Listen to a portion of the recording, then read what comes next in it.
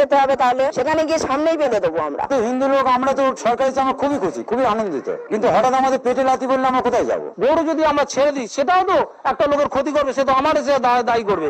আর যদি আমি একটা গরু ছেড়ে দিই আমার টাকা চলে যাবে, আমার জীবন চলে যাবে, কিন্তু ওই যদি গরুটা গিয়ে যদি 10টা লোকের ক্ষতি করে তার দায় কে নেবে? গরু জয়ী না করতে দেন তাহলে গরু, হাঁস, মুরগি, ছাগল সব বন্ধ করুন। সরকার দায়িত্ব নিয়ে বলুক গরু বাছুর গুলো আমরা নিয়ে নেবো, ন্যায্য মূল্যে নিয়ে নেবো, আমরা মুসলিমদের কাছে বেচবো না। তারা নিয়ে তারা কি করবে তারা বুঝুক। ব্যবসা না করতে দিলে তো আমরা মরে যাবো, তাহলে আমরা কি খাবো সারা বছর? যে যার মরতে হবে, এছাড়া পথ নেই। তো আমাদের নিজেদের খাওয়া হবে না, গরিবের প্রত্যেকে বসিয়ে খাওয়া দেবো, গরুটা কি করে রাখবো? আমাদের তো মারা পড়ে যাবো। আপনারা গোশালা করে রেখেছেন, গোশালায় কটা গরু এরকম চেয়ার আছে দেখান দিন। আমি যে জায়গাটা দাঁড়িয়ে আছি ঘোষপাড়া, তার চিত্রটা দেখছেন। একসময় কিন্তু এই সমস্ত মানুষদের যাদের টালির চাল খড়ের বাড়ি ছিল, কিন্তু এই গরু তারা ব্যবসা করার পরে 24 ঘন্টা পরিশ্রম করে তারা সুন্দরভাবে বাড়ি করেছে, ঘর করেছে, ছেলেদের লেখাপড়া শিখিয়েছে, সুন্দরভাবে জীবনযাপন করছে। আর একটি খাটালে এসছি, খাটালে গরুর চিত্র দেখাবো আর এবং একটি দাদার সঙ্গে কথা বলবো। দাদা, এই ব্যবসা কতদিন আপনাদের? আমাদের 20-25 বছর এই ব্যবসা। কি নাম আপনার? সুরজিৎ ঘোষ। আচ্ছা, এই যে সরকার যে আইন করেছে, এই আইনের বলবৎ যদি হয় তাহলে কিন্তু একটা গরু বা মোষ বিক্রি হবে না, কি করবেন আপনারা? পুরো একদম মানে রাস্তায় বসে যেতে হবে আমাদের,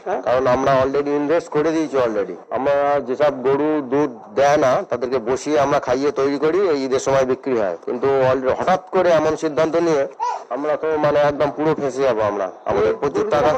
কি অবস্থায় আছে এখন খাওয়া দাওয়া? গরুগুলো খাওয়া দাওয়া ঠিকঠাক দিতে পারছি না, কারণ এমন সময় বেরিয়ে আমাদের অর্ধেক গরু চলে যায়। কিন্তু এবারে গরুগুলো কেউ কিনছে না এবং না, এবং দুটো একটা যা বায়না দিয়েছিল তারা ফেরত চাইছে বায়নার টাকা, এবং ভুসি আলা তো ভুসি দিচ্ছে না, তাই ঠিকঠাক খাওয়াও দিতে পারছি না। যদি না বিক্রি হয়, খাওয়া না দিতে পারেন, কি করবেন গরুগুলো? গরুগুলোকে খাওয়া না দিতে পারলে কি করবে সেটা সরকার বলুক। তারা তো আইন করে ফট করে বন্ধ করে দিল এইভাবে, কিন্তু আমরা তো পুরো রাস্তায় বসে গেলাম। কিন্তু আমরা কিভাবে খাওয়া দেবো আমরা তো নিজেও বুঝতে পারছি না। আর প্রচুর টাকা দেনা আছে, আমরা মানে ভুসির দোকানে বাকি আছে, প্লাস বিভিন্ন সংস্থা থেকে আমাদের লোন নেওয়া আছে। লোন নিয়ে আমরা এই ব্যবসাটা করি এবং ঈদ করেই আমরা সব পেমেন্ট করে দিই, কিন্তু এবারে সেটা হয়নি এবং বিক্রি করতে পারছি না। সরকারের কাছে কি দাবি করছেন? সরকারের যে দাবি, সরকার বিকল্প কোনো রাস্তার কথা বলে দিক, যে এই কারবারটা বন্ধ হয়ে গিয়ে আমরা কি করব।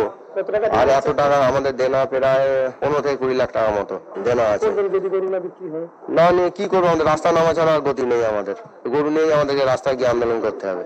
গরু নিয়ে রাস্তায় গরু নিয়েই রাস্তায় বসতে হবে, কি করবো? এই ইয়াং